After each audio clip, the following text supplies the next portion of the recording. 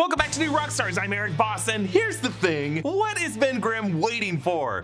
Forgive the cringy dad joke in the intro there, but when it comes to the Fantastic Four, I often find myself stretching into hot takes with grim humor that you never see coming. Marvel Studios decided to release on its official YouTube channel, instead of any news whatsoever about the movie they expect us to pay $2 billion for, this nearly 10-hour ambiance video of Ben Grimm in the Baxter Building kitchen waiting around. This isn't the first time the Marvel YouTube channel has done something like this. In April, they released an 8-hour Wolverine breathing ambiance video that occasionally featured Hugh Jackman recreating the cover of Wolverine #1. Then in May, they released a 10-hour Meditate with Daredevil video that had ambient rain and city sounds. So this one with Ben Grimm waiting is part of that trend, because some people just like to have YouTube on in the background as they work or clean their homes. Maybe in this case, Ben Grimm waiting impatiently in the kitchen is kind of a meta reflection of people who wait for their roommates or spouses to get home so they can cook dinner. And in Ben Grimm's case, waiting for the other members of the Fantastic Four to come home did play a role in the plot of Fantastic Four First Steps, as it was what led to the "You're late" scene where Reed and Sue report that Sue is pregnant. And while many of us were having some fun in the comments of that video as to what thumbnail the new Rockstars video would have when we broke this down, I do think there might be a darker narrative here that could point to what happens to Ben Grimm in Avengers Doomsday, or Avengers Secret Wars, or Fantastic Four Next Steps. Yeah, a sequel. I know, we actually did a Ben Grimm "What was he cooking" video here. What's wrong with us? One day we'll know. So unlike the Wolverine extended breathing video, this one does not have any fixed interval moments with hidden comic book Easter eggs. But what we do get are some random moments where Ben Grimm scratches his lower back, turns around to look around, and then turns back to the kitchen island to scratch his back again. We see this at 13 minutes and 10 seconds, 33 minutes and 45 seconds, 54 minutes and 25 seconds, 1 hour 55 minutes and 34 seconds, and 2 hours 16 minutes and 37 seconds. And about like a half dozen or more other times throughout the nearly 10-hour video that's frustratingly 3 minutes and 12 seconds short of the full 10 hours for some reason. And then interspersed with those moments are other moments when Ben uses his thumb to scratch his brow. We see this at 1 hour 55 minutes and 32 seconds, and 6 hours 1 minutes and 56 seconds, 6 hours 22 minutes and 30 seconds, and 7 hours and 44 minutes and 36 seconds, and various other moments. And then between everything else, there's just Ben shifting from standing completely still to sometimes leaning forward on the table to sometimes just looking off in the distance. But one fun detail about this long video is that the analog clock on the wall matches the time code of the YouTube video itself. It starts with both the hour hand and the minute hand at the 12, and then that minute hand ticks around for the first hour until exactly 1 hour into the video, and the hour hand is now at 1 o'clock. And then this continues till we get to the end of the video as we get closer to 9 hours, 56 minutes, and 48 seconds, and we see that wall clock getting closer to the 10 o'clock mark. There's only one moment in Fantastic Four First Steps when Ben Grimm is wearing this exact suit in this exact location. It's the shot that we actually saw in the trailer when Herbie is cooking the pasta sauce and Ben tastes it and decides to crush some more garlic cloves to add to the sauce. In the final film, it was really just this quick moment that then transitioned almost immediately to Ben now wearing a sweater as he was setting the table, waiting for Reed and Sue. So it always made me wonder if there might have been more to this scene that was removed. As we know, a lot was removed from the first act of the film. But this isn't exactly that scene here in this very long video, because there's no food on the stovetop. And actually, if you look closely in the moments when Ben does turn around, you can see that apron that Herbie was wearing in that scene in the film now hanging by the door in the background, meaning Herbie is gone. Now, it's not clear if the kitchen that Ben is now in is in the Baxter Building as it was during the duration of Fantastic Four First Steps in the year 1965, or the way that kitchen was 4 years later, around 1969 to 1970. In the film's post-credit scene, the living room area was reupholstered, but the kitchen seemed to stay exactly the same when Sue goes into it, the moment when Dr. Doom comes into the Baxter Building to creep us all out with young Franklin. Nerds know that you can be a nerd about multiple things at once. Being a nerd just means being so excited about something that just seeing it can bring you joy. And one of the things we're nerds about is dogs. That's right, we're dog nerds here at New Rockstars. We love our dogs. We share pictures of our dogs with each other constantly, and we want our dogs to have the best, longest lives possible. That's why we feed them Sundays for Dogs. Sundays is fresh dog food made from a short list of human-grade ingredients. Sundays was designed by Dr. Tori, a seasoned veterinarian and a parent who grew frustrated with big dog food brands prioritizing profit over our pups' health. That's why Sundays is made only from transparent, wholesome ingredients you can trust. That means zero synthetics, fillers, or artificial preservatives. It's just meat and plant superfoods. Sundays is air-dried to preserve maximum nutrition. It's every bit as nutritious as refrigerated or frozen options, just more convenient. There's no prep necessary. You can just scoop and serve. And since giving our dogs Sundays, we've noticed a ton of improvements. Better energy, healthier coats, better poops, and they're more excited at mealtimes too. Witness your dog's transformation by going to sundaysfordogs.com/newrockstars Rockstars or use code NEWROCKSTARS at checkout to get 50% off your first order. The only new detail I can make out here is this folded dish towel on the countertop in front of Ben. I looked at every dish towel you can see in the Baxter building throughout Fantastic Four First Steps, and we never see this one. We do see one kind of like it when they are sitting down for dinner in that "you're late" scene in the breadbasket, but it is a different towel than this one. In terms of where Ben Grimm is in his life, he's not bearded here. At the end of Fantastic Four First Steps, when they're backstage at the Ted Gilbert show, we see that Ben has maintained his beard as if this is like a new look that he's taking on. This was after he had to grow it out when the world had to conserve power. But if this is a whole 4 years after that, Ben might have just decided to shave his beard at some point during those years. When we first saw that beard in the trailers, my theory at the time was that that rock beard could have been a reference to 2012's Fantastic Four number 605 by Jonathan Hickman and Ron Harney. In that storyline, Reed Richards teams up with his father, Nathaniel Richards, not his distant descendant Nathaniel Richards, aka Kang the Conqueror, but rather Reed's father, Nathaniel, who became a time traveler himself and worked on the Brotherhood of the Shield in the 50s alongside Howard Stark, and a guy who got involved in multiverse shenanigans of his own. This Nathaniel takes his son Reed on a trip through time to the year 3012 when Reed finds Ben Grimm, who has aged only 1 week physically per year, still alive, along with Reed's son Franklin Richards, who as an Omega level mutant and a reality warper is immortal and working alongside Ben in the Future Foundation. Reed and Daddy Nathaniel jump ahead to the year 4012 and then to 5012, which is when they find Ben with the rock beard. Now that we've seen the film and we know that the rock beard wasn't really any reflection of Ben time dilating thousands of years into the future, as we now look ahead to Avengers Doomsday and Secret Wars, and even further beyond those to a possible Fantastic Four sequel at some point in 2029, we do have to wonder what that sequel could be, what the fate of all these characters will be in the MCU. Like, say what you will about Fantastic Four First Steps, but now that the movie's finishing its theatrical run, somewhere around $520 million